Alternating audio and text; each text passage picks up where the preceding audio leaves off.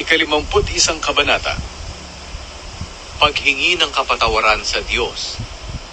O Diyos, kaawaan niyo po ako ayon sa inyong tapat na pagmamahal, at ayon sa inyong labis na pagmamalasakit sa akin.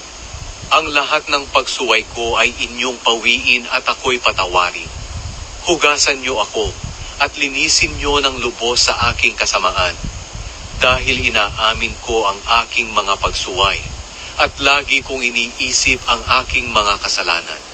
Tanging sa inyo lamang ako nagkasala.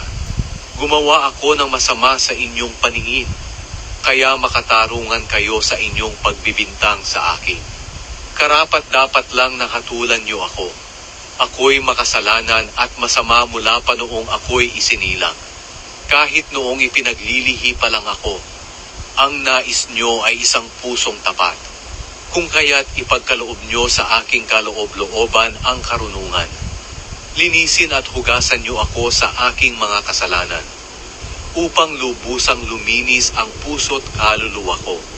Ipadaman niyo sa akin ang kasiyahan at kaligayahan, upang sa abakong kalagayan, muling mapa sa akin ang kagalakan.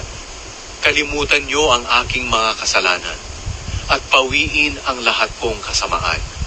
Ilikha niyo ako ng busilak na puso, O Diyos, at bigyan ako ng bagong espiritu na matapat.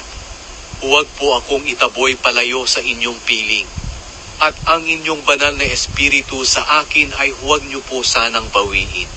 Sana'y ibalik sa akin ang kagalakang naramdaman ko noong iniligtas niyo ako, at bigyan nawa ako ng masunuring espiritu, at tuturuan ko ang mga makasalanan ng inyong mga pamamaraan, upang manumbalik sila sa inyo.